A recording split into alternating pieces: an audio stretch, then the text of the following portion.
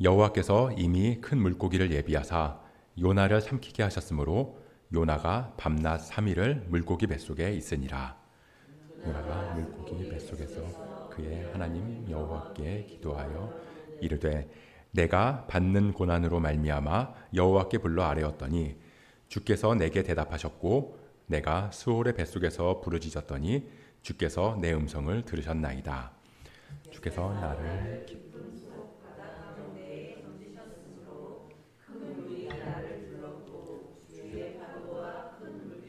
다 내 위에 넘쳤나이다. 내가 말하기를 내가 주의 목전에서 쫓겨났을지라도 다시 주의 성전을 바라보겠다 하였나이다. 물이 나의 영혼까지 둘러싸며 기쁨이 나를 에워싸고 바다풀이 내 머리를 감쌌나이다. 내가 산의 뿌리까지 내려갔사오며 땅이 그 빗장으로 나를 오래도록 막았사오나 나의 하나님 여호와여 주께서 내 생명을 구덩이에서 건지셨나이다. 내 영혼이 내 속에서 피곤할 때 내가 여호와를 생각하였더니 내 기도가 주께 이르렀사오며 주의 성전에 미쳤나이다. 거짓되고 헛된 것을 숭상하는 모든 자는 자기에게 베푸신 은혜를 버렸사오나 나는 감사하는 목소리로 주께 제사를 드리며 나의 서원을 주께 갚겠나이다. 구원은 여호와께 속하였나이다. 함께 읽습니다. 여호와께서 그 물고기에게 말씀하시매 요나를 육지에 토하니라. 아멘. 우리는 요나서의 말씀을 계속해서 보고 있습니다. 오늘은 네 번째 시간입니다. 요나서의 내용을 또 간략하게 잠깐 요약을 해보면요. 하나님께서 요나라고 하는 선지자를 부르셔서 이스라엘을 괴롭히던 원수 같은 아수르의 니느웨라는 도시로 가라고 명령하셨어요. 거기 가서 회개하라는 말씀을 전하라고 하신 거죠. 근데 이 요나가 그게 너무 싫었던 거예요. 아수르가 진짜 회개하면 안 되거든요. 그렇게 악랄하고 잔혹한 나라는 멸망해야 되는데 행여나 회개하면 하나님이 용서해 주실 거고 자기는 그런 그 꼴을 도저히 못 보겠다는 거예요. 그래서 이 요나라는 선지자가 니느웨의 정반대쪽인 다시스, 당시 세상의 끝이라고 여겨졌던 스페인 남부 쪽으로 도망을 가는 거죠. 근데 그렇게 도망하는 요나를 하나님은 큰 바람과 파도를 이용해서 다시 하나님께로 돌이키게 하시는 거예요. 결국 요나가 바다에 빠지게 된 겁니다. 여기까지가 지난주의 말씀이었고요. 오늘은 그렇게 요나가 바다에 빠졌는데 하나님께서 이미 예비하신 큰 물고기를 통해서 요나를 바다에서 건지신 거예요. 물고기 뱃속에서 요나가 기도를 드리고 이 물고기가 요나를 육지에 토해내는 것까지의 내용입니다. 하나님을 피해서 도망하는 요나, 그리고 그 요나를 끝까지 찾아오시는 하나님. 도망가고 찾아오시고 도망가고 찾아오시고. 그래서 요나서의 주제가 죄와 은혜라고 그랬잖아요. 그리고 오늘 말씀의 주제도 은혜입니다. 은혜에 대해서 자세히 살펴볼 거예요. 오늘 설교의 거의 대부분은 은혜가 뭔지에 대해서 생각해 보게 될 거고요. 그 다음에 짧게 은혜는 어디서 받는가? 은혜는 어떻게 받는가? 그리고 마지막으로 은혜는 얼마나 놀라운가를 살펴보고 이 말씀을 마치도록 하겠습니다. 우리 동네에 이 커피가 맛있는 카페가 많이 있는데요. 그 중에서도 요즘 제가 자주 가는 카페가 하나 있거든요. 이 대하 청소년 수련관 근처에 이 그라시아 커피 로스터스라고 되게 작은 곳인데요. 이 로스팅을 주로 하면서 이 앉아서 마실 수 있는 자리도 하나 없어요. 그냥 테이크아웃만 할 수 있거든요. 근데 여기 커피가 제 입맛에 좀 잘 맞아가지고 제가 자주 가는 편인데 어제 아침에도 갔어요. 갔는데 이제 어떤 아주머니랑 초등학생 딸 하나가 이제 주문한 음료를 받아가지고 나가더라고요. 근데 그분이 나가시고 이제 제가 주문을 하려고 하는데 이 카드 리더기에 카드가 꽂혀 있는 거예요. 사장님이 이거 혹시 손님 카드냐고. 제 거 아니라고. 그리고 이제 밖을 봤는데 그 아이랑 아이 엄마가 차를 타고 가려고 하더라고요. 그래서 이제 제가 카드를 빼서 이거 제가 갖다 드릴게요. 그리고 나가가지고 그 카드를 그분한테 드렸어요. 그랬더니 그 아이 엄마가 자기가 맨날 깜빡깜빡 한다고 그러면서 너무 고맙다고 그러면서 가셨거든요.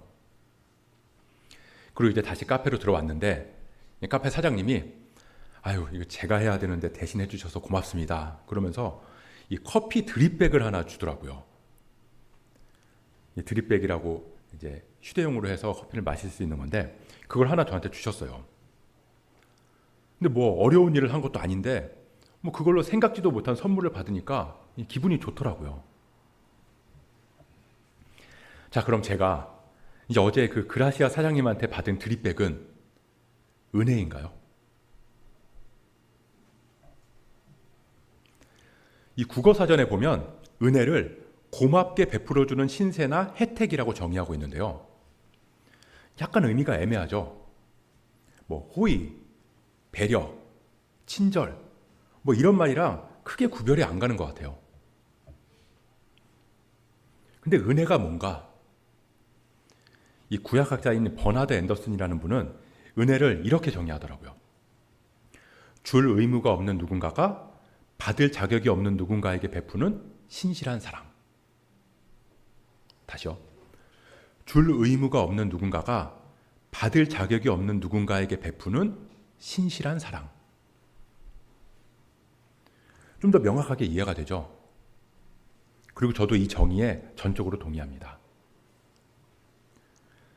이 은혜가 줄 의무가 없는 존재가 받을 자격이 없는 존재에게 주는 사랑이라면 은혜는 얻어내거나 살 수 있는 게 아니라는 뜻일 거예요. 얻어내거나 사는 게 아니라 받거나 발견되어지는 거라고 할 수 있겠죠. 근데 이 은혜라는 말이 일반적인 단어임에도 불구하고 어디서 가장 많이 사용되냐를 봤더니 종교 영역이라는 겁니다. 이 여러 종교에서 은혜에 대해서 말해요. 하지만 이 각각의 종교마다 말하는 은혜가 다 같은 의미를 담고 있지 않다는 걸 우리는 알 수 있습니다. 사람들이 종종 이런 얘기를 하잖아요. 누가 일이 잘 풀리거나 사업이 막 잘 되고 막 승승장구하면 야, 쟤는 뭐야? 전생에 나라라도 구했나? 이런 말들을 가끔 하는 경우를 본 적이 있어요.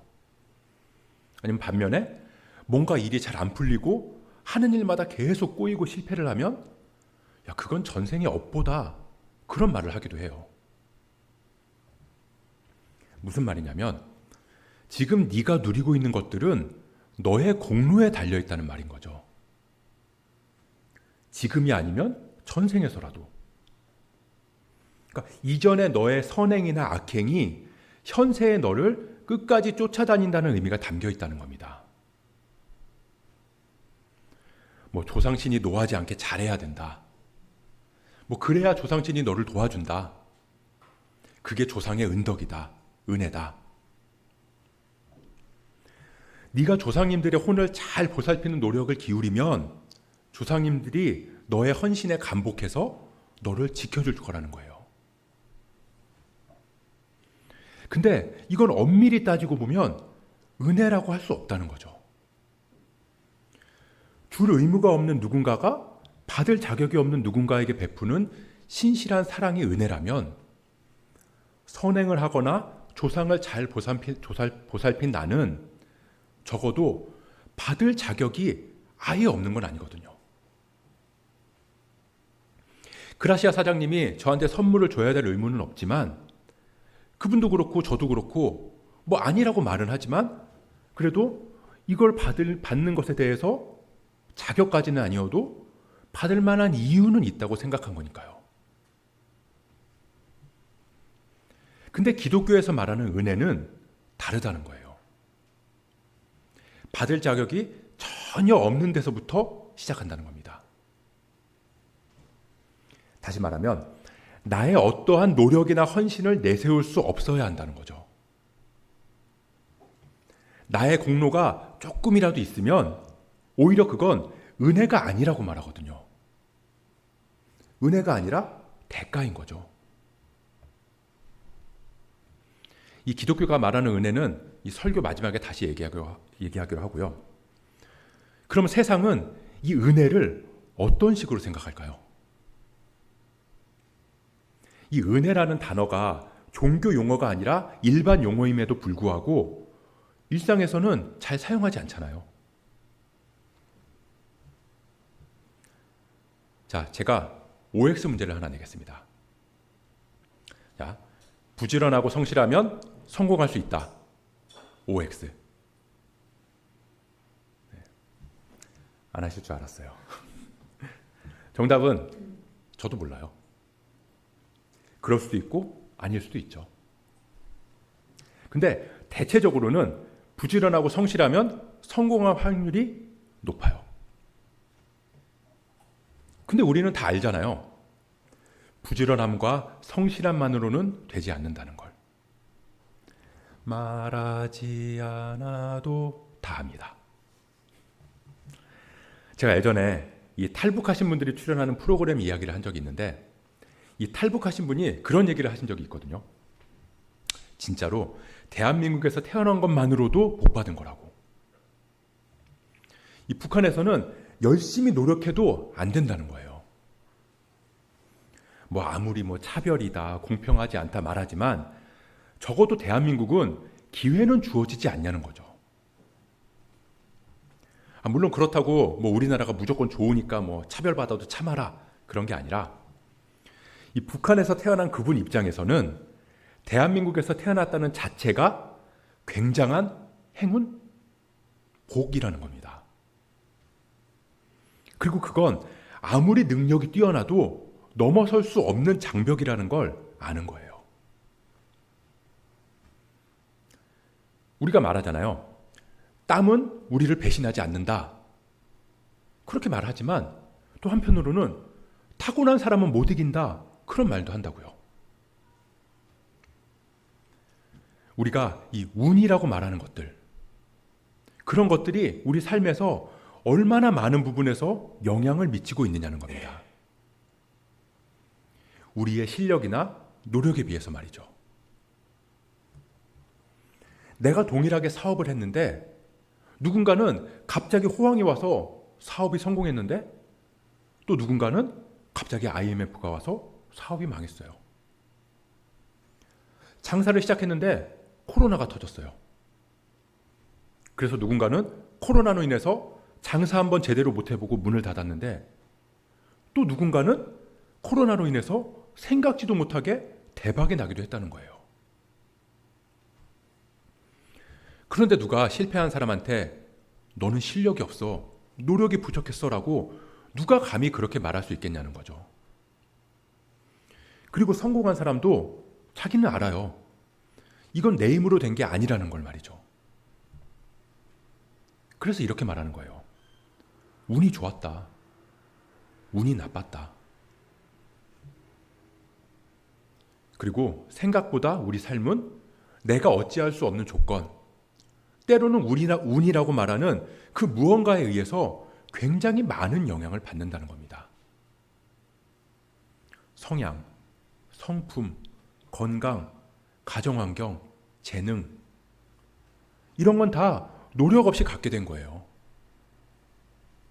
우리가 대한민국에서 태어난 거 탈북하신 분이 말하는 것처럼 운이라고요.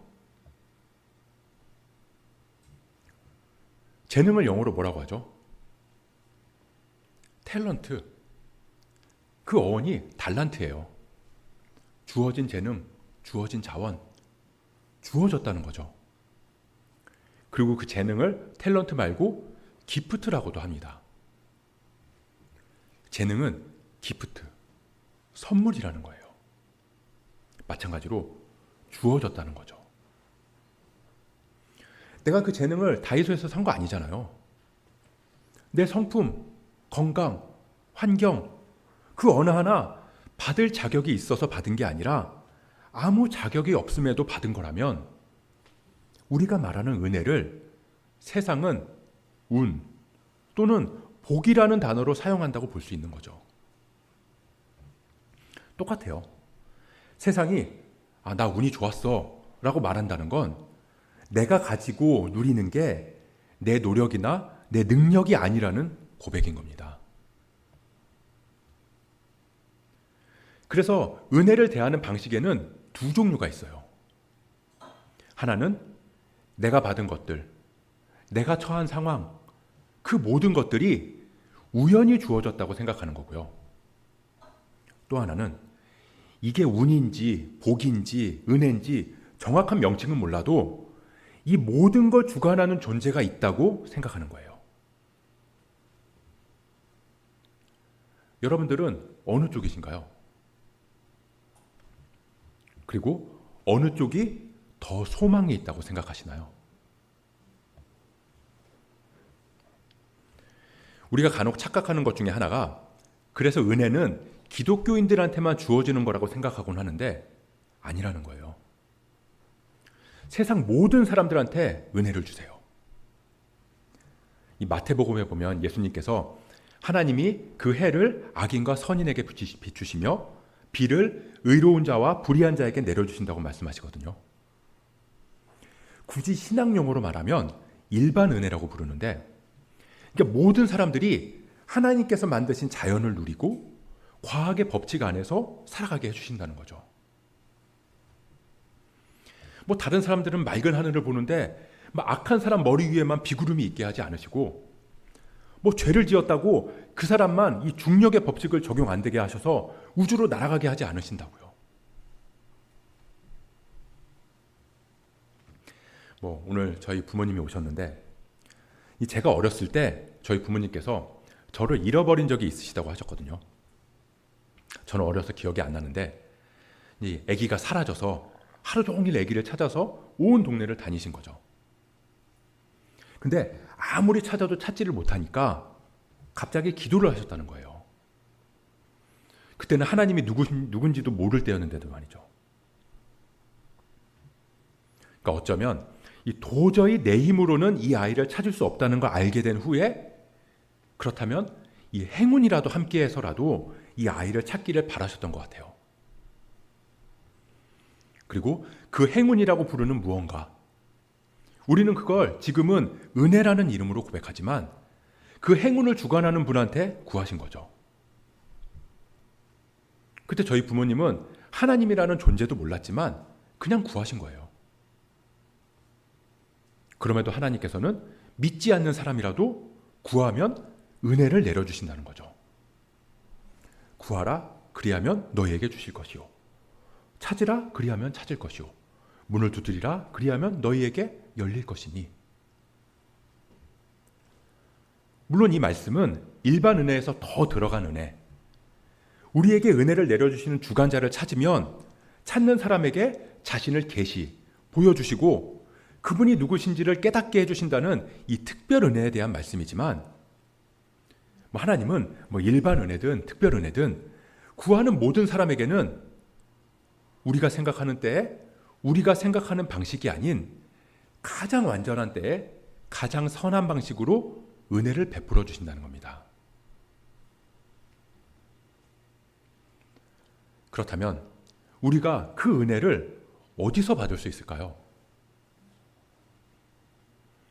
이 요나서를 보면 요나가 계속 내려간다고 말씀드렸잖아요. 이 1장 3절을 보면 하나님의 얼굴을 피하려고 다시스로 도망하려 하여 욥바로 내려갔더니, 또 여호와의 얼굴을 피하여 배에, 우리말에는 올랐다고 번역됐지만 원어로는 배에 내려갔다라는 단어가 쓰였다고 그랬죠. 배에 내려갔다.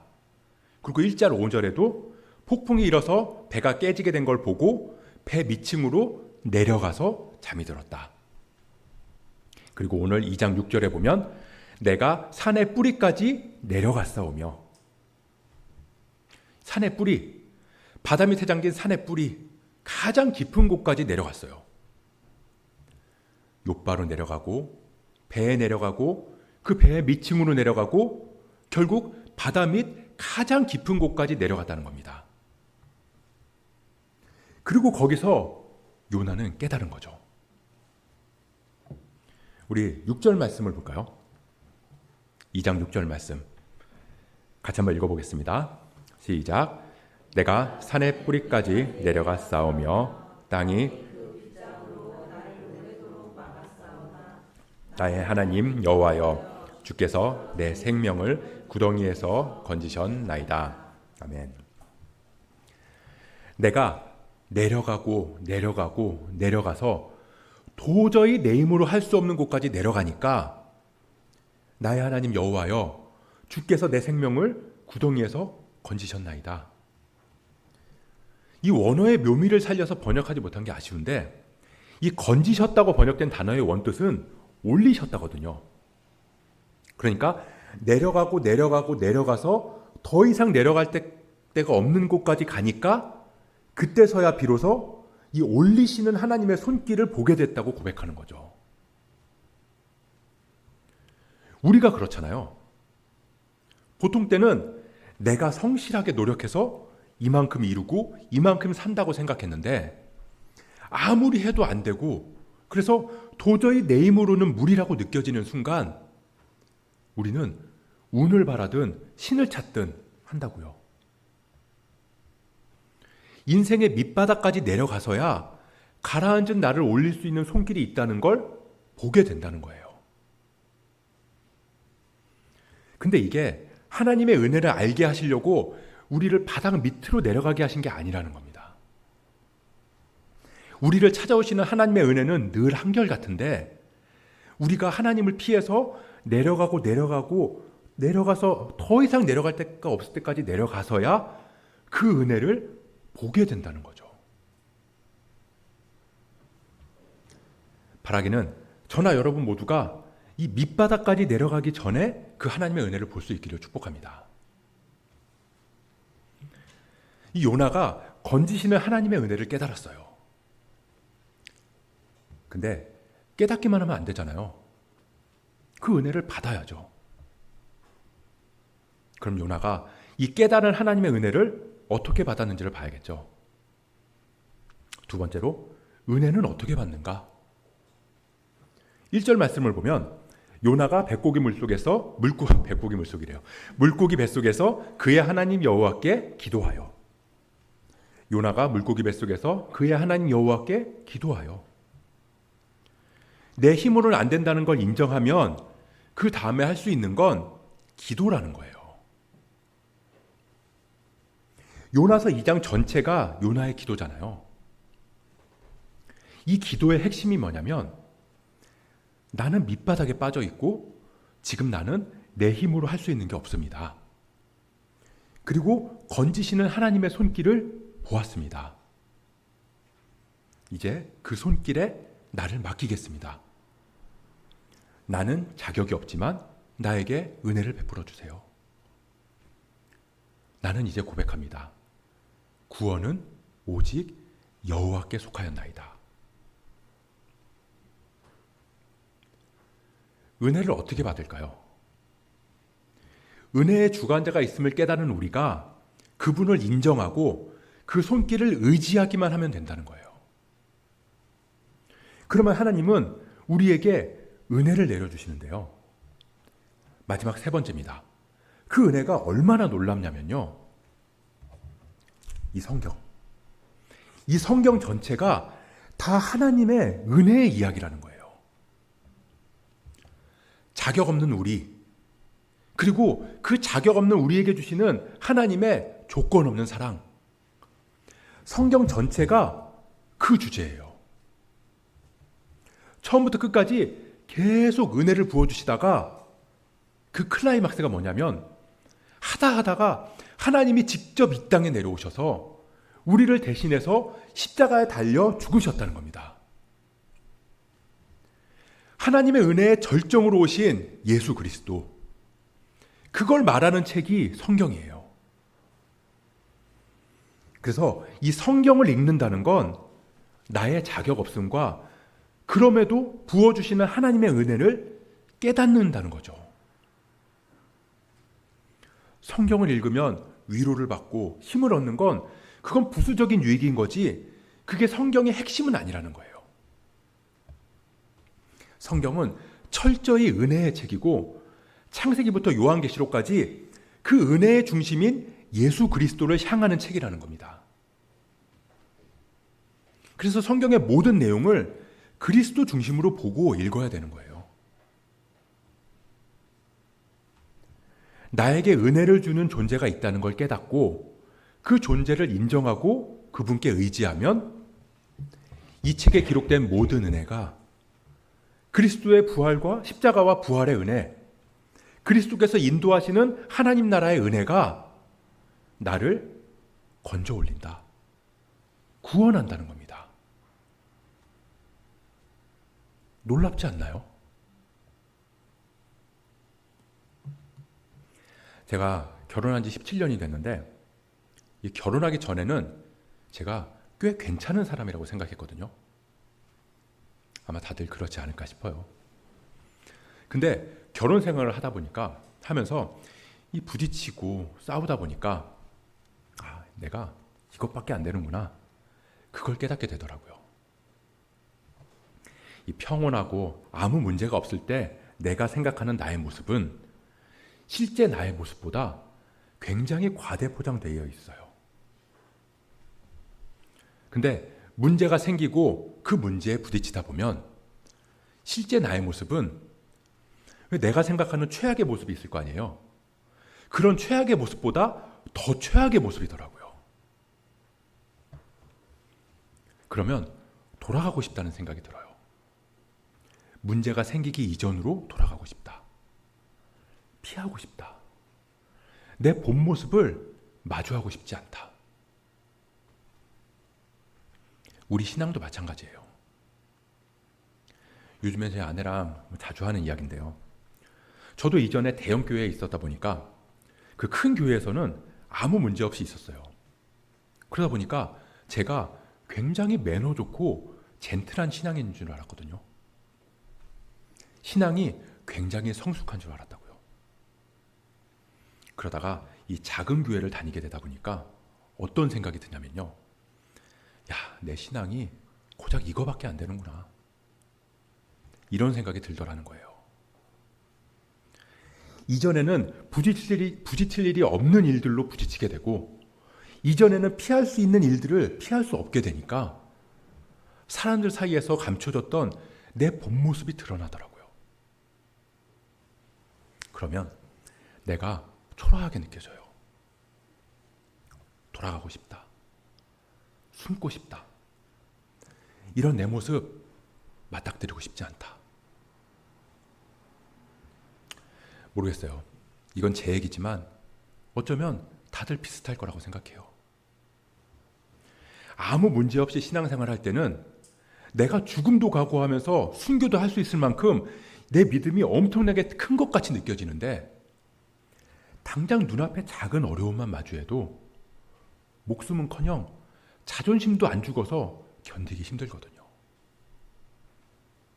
그리고 그런 나의 본 모습을 보게 만든 그 상황이 너무 싫어요.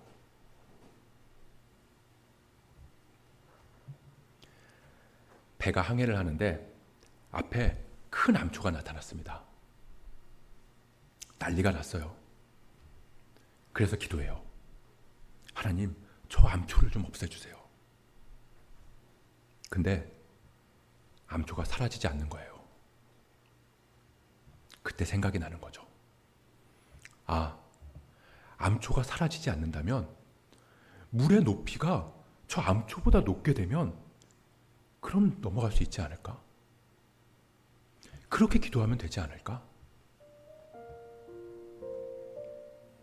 우리도 요나처럼 내려갈 때가 있죠. 문제가 잘 안 풀리기도 하고 삶이 꼬이기도 하고 신앙이 침체되기도 하고 우리 마음에 있는 은혜의 강물이 점점 빠져나가요. 그러면 여기저기 암초가 보이더라고요. 예전에는 내 마음에 암초가 없는 줄 알았거든요. 다 사라진 줄 알았어요. 근데 사라진 게 아니라 물이 넘쳐서 안 보였던 거예요. 근데 이제 물이 줄어드니까 그게 보여요. 내 본 모습을 직면하게 되는 거죠. 근데 하나님은 말씀하세요. 거기가 은혜의 시작이란다. 그리고 그게 복음의 시작이에요. 왜요? 내가 본 모습을 보지 못했다면, 내가 바닥까지 내려가지 않았더라면 내가 은혜가 필요한 존재라는 걸 몰랐을 테니까요. 은혜의 손길을 못 보고 은혜로 오신 예수 그리스도를 필요로 하지 않았을 테니까요. 이제 내가 은혜가 필요한 존재라는 걸 깨달았다면 하나님 앞에 기도하면 돼요. 내 힘으로는 안 돼요. 하나님, 암초를 없애주세요. 나를 구원해주세요. 근데 암초가 안 없어진다고 실망할 필요 없어요. 암초가 안 없어지면 그 암초를 덮고도 남을 물로 우리를 채워주실 거니까요. 은혜의 강물로요. 아까 우리가 찬양했잖아요. 나는 믿네. 저는 이 찬양의 가사가 정말 좋거든요. 내 앞에 바다가 갈라지지 않으면 주가 나로 바다 위를 걷게 하리. 은혜. 줄 의무가 없는 존재가 받을 자격 없는 존재에게 베푸는 신실한 사랑. 줄 의무가 없는 하나님께서 받을 자격 없는 나에게 베푸시는 신실한 사랑. 우리가 그 손길을 깨닫기만 하면, 그분을 의지하고 그 손을 붙잡기만 하면, 구하라 그리하면 주실 것이요, 찾으라 그리하면 찾을 것이요, 두드리라 그리하면 열릴 것이요. 하나님은 반드시 우리를 구원하실 줄 믿습니다. 어떻게 하냐고요? 그 은혜의 약속 여기 다 있거든요. 여기 다 있어요. 우리가 이 크고 놀라운 은혜를 붙잡기를 소원합니다. 그렇게 우리가 은혜의 손길에 붙들려서 나는 은혜로만 삽니다, 그렇게 고백하며 나아갈 수 있기를 주님의 이름으로 축복합니다.